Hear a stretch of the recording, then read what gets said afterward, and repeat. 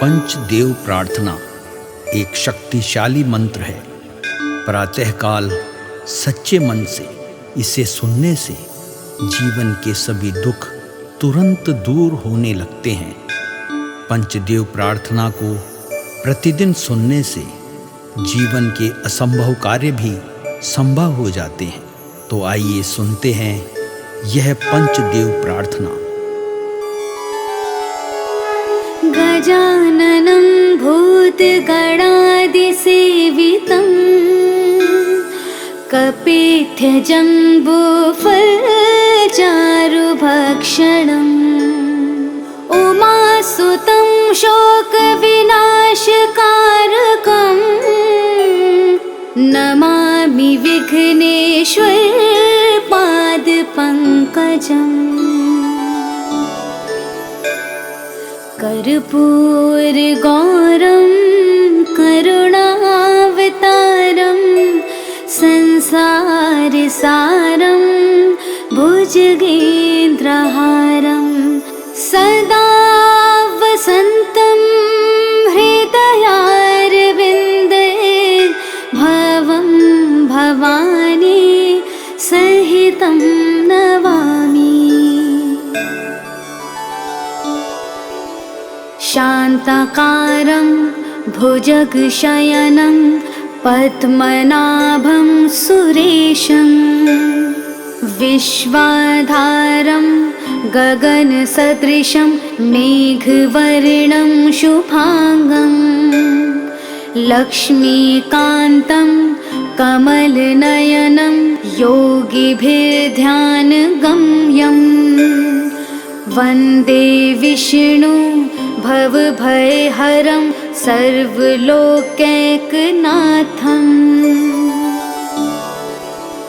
नीलाम्बुजश्यामलकोमलाङ्गं सीतासमारोपितवामभागं पाणो महासायकचारुचापं नमामि रामं रघुवंशनाथम्। मनोजवं मारुततुल्यवेगं जितेन्द्रियं बुद्धिमतां वरिष्ठं वातात्मजं वानुरयूथमुख्यं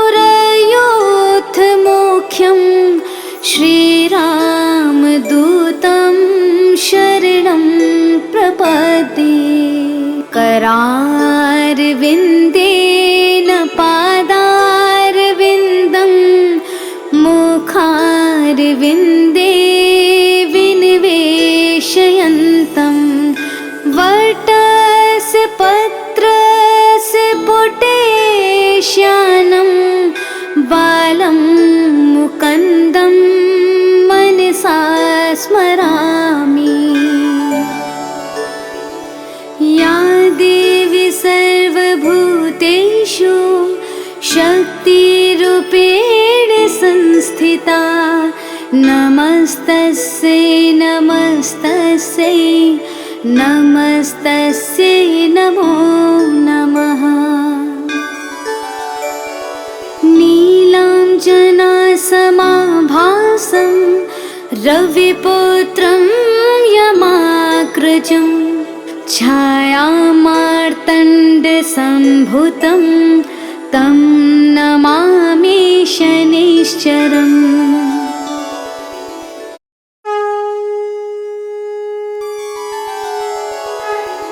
पंचदेव प्रार्थना एक शक्तिशाली मंत्र है। प्रातःकाल सच्चे मन से इसे सुनने से जीवन के सभी दुख तुरंत दूर होने लगते हैं। पंचदेव प्रार्थना को प्रतिदिन सुनने से जीवन के असंभव कार्य भी संभव हो जाते हैं। तो आइए सुनते हैं यह पंचदेव प्रार्थना। गजाननं भूतगणादिसेवितं कपित्थजम्बूफलचारुभक्षणम् उमासुतं शोकविनाशकारकम् नमामि विघ्नेश्वर पादपङ्कजम्। कर्पूरगौरं करुणावतारं संसारसारं भुजगेन्द्रहारं सदा वसन्तं हृदयारविन्दे भवं भवानी सहितं नमामि। शान्ताकारं भुजगशयनं पद्मनाभं सुरेशं विश्वाधारं गगनसदृशं मेघवर्णं शुभांगं लक्ष्मीकान्तं कमलनयनं योगिभिर्ध्यानगम्यं वन्दे विष्णु भवभयहरं सर्वलोकैकनाथम्।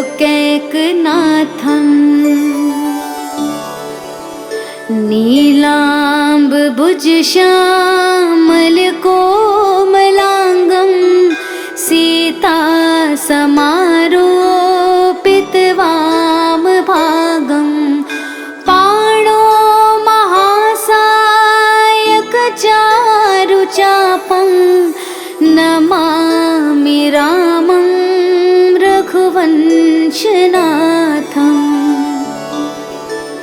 मनोजवं मारुततुल्यवेगं जितेन्द्रियं बुद्धिमतां वरिष्ठं वातात्मजं वानुरयोधमुख्यं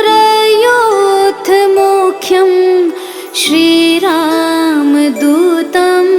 शरणं प्रपद्ये। करारविन्देन पादारविन्दं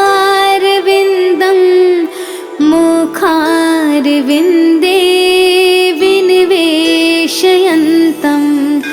वटस्य पत्रस्य पुटेश्यानं बालं मुकुन्दं मनसा स्मरामि। या देवी सर्वभूतेषु शक्तिरूपेण संस्थिता नमस्तस्यै नमस्तस्यै नमस्तस्यै नमो नमः। नीलाञ्जनासमाभासं रविपुत्रं यमाग्रजं छायामार्तण्डसम्भुतं तं नमामि शनैश्चरम्।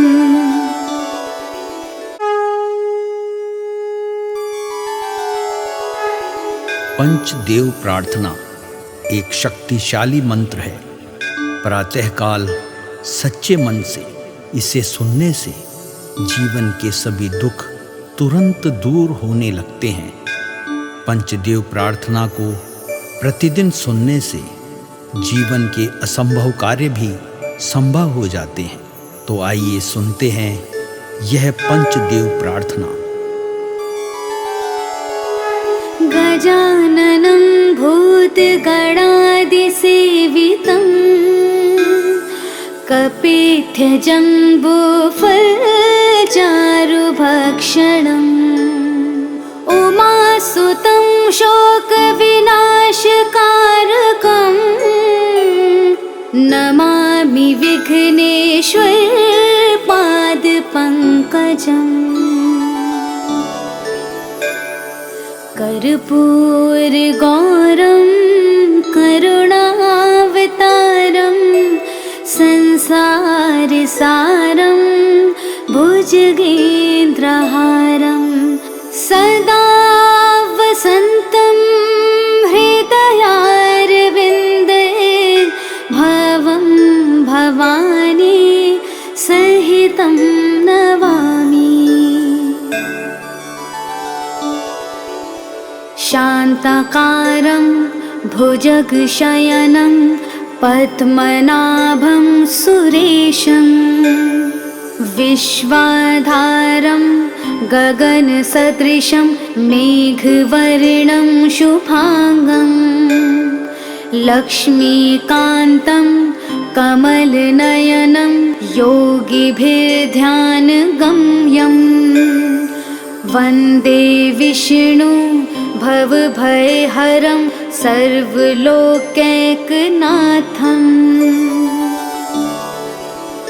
नीलाम्बुजश्यामलकोमलाङ्गं सीतासमारोपितवामभागं पाणो महासायकचारुचापं नमामि रामं रघुवंशनाथम्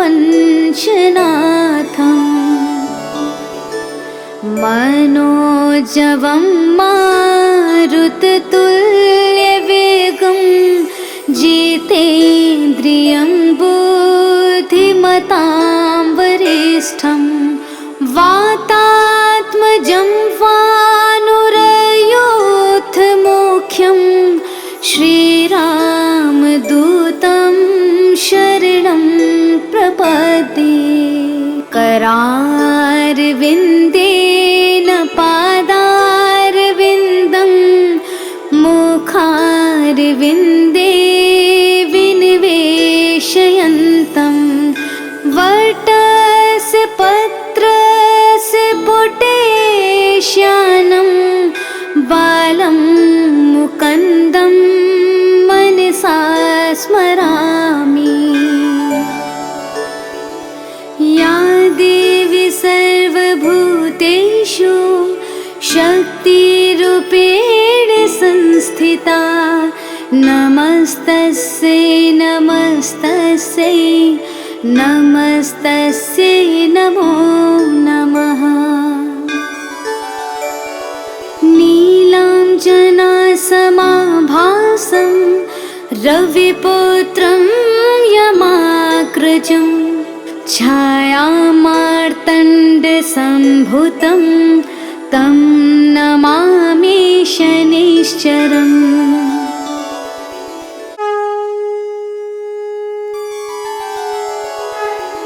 पंचदेव प्रार्थना एक शक्तिशाली मंत्र है। प्रातःकाल सच्चे मन से इसे सुनने से जीवन के सभी दुख तुरंत दूर होने लगते हैं। पंचदेव प्रार्थना को प्रतिदिन सुनने से जीवन के असंभव कार्य भी संभव हो जाते हैं। तो आइए सुनते हैं यह पंचदेव प्रार्थना। गजाननं भूतगणादिसेवितं कपित्थजम्बूफलचारुभक्षणम् उमासुतं शोकविनाशकारकं नमामि विघ्नेश्वर पादपङ्कजम्। कर्पूरगौरं करुणावतारं संसारसारं भुजगेन्द्रहारं सदा वसन्तं हृदयारविन्दे भवं भवानी सहितं नमामि। शान्ताकारं भुजगशयनं पद्मनाभं सुरेशं विश्वाधारं गगनसदृशं मेघवर्णं शुभांगं लक्ष्मीकान्तं कमलनयनं योगिभिर्ध्यानगम्यं वन्दे विष्णु भवभयहरं सर्वलोकैकनाथम्।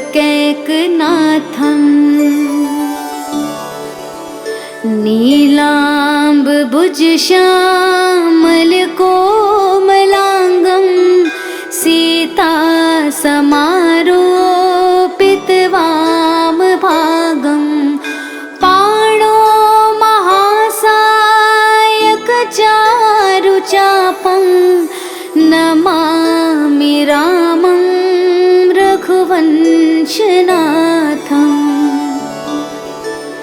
मनोजवं मारुततुल्यवेगं जितेन्द्रियं बुद्धिमतां वरिष्ठं वातात्मजं वानुरयोधमुख्यं श्रीरामदूतं शरणं प्रपद्ये करारविन्देन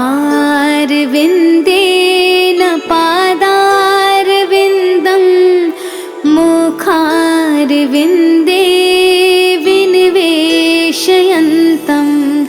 वटस्य पत्रस्य पुटेश्यानं बालं मुकुन्दं मनसा स्मरामि।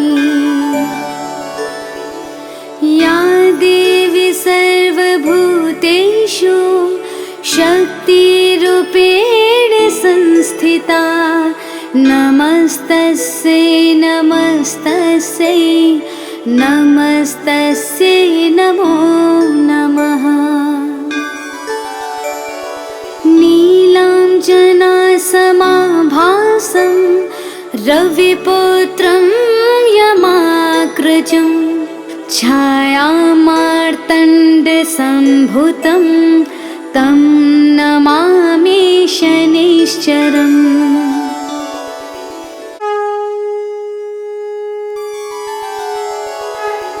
पंचदेव प्रार्थना एक शक्तिशाली मंत्र है। प्रातःकाल सच्चे मन से इसे सुनने से जीवन के सभी दुख तुरंत दूर होने लगते हैं। पंचदेव प्रार्थना को प्रतिदिन सुनने से जीवन के असंभव कार्य भी संभव हो जाते हैं। तो आइए सुनते हैं यह पंचदेव प्रार्थना। गजाननं भूतगणादिसेवितं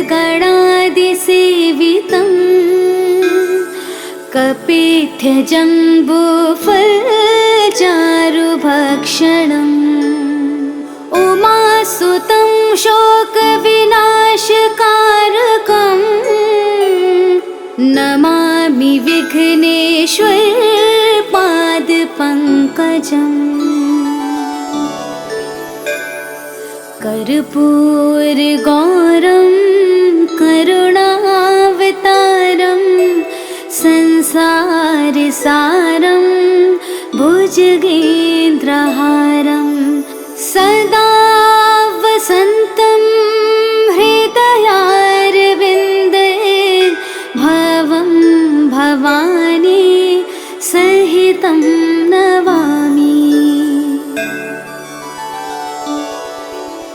शान्ताकारं भुजगशयनं पद्मनाभं सुरेशं विश्वाधारं गगनसदृशं मेघवर्णं शुभांगं लक्ष्मीकान्तं कमलनयनं योगिभिर्ध्यानगम्यं वन्दे विष्णु भवभयहरं सर्वलोकैकनाथम्।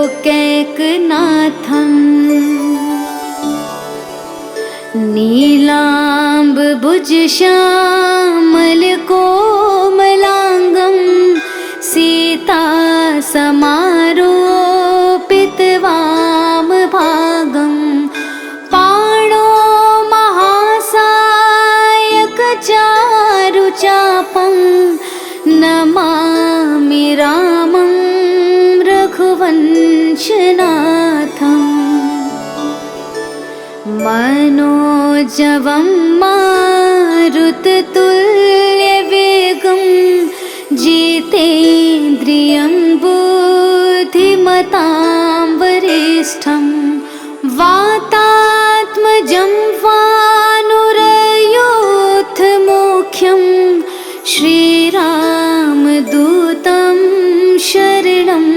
प्रपद्ये करारविन्देन पादारविन्दं मुखारविन्दे विनिवेशयन्तं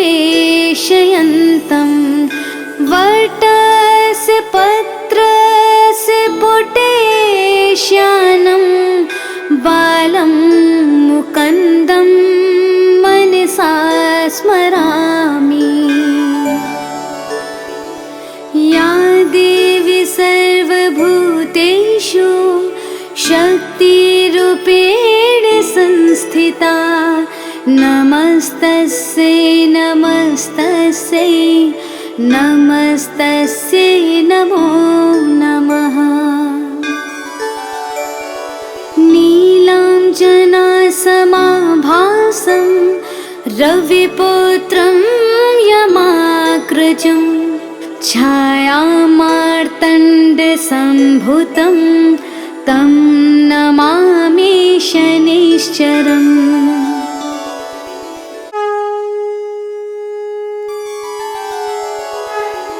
पंचदेव प्रार्थना एक शक्तिशाली मंत्र है। प्रातःकाल सच्चे मन से इसे सुनने से जीवन के सभी दुख तुरंत दूर होने लगते हैं। पंचदेव प्रार्थना को प्रतिदिन सुनने से जीवन के असंभव कार्य भी संभव हो जाते हैं। तो आइए सुनते हैं यह पंचदेव प्रार्थना। गजाननं भूतगणादिसेवितं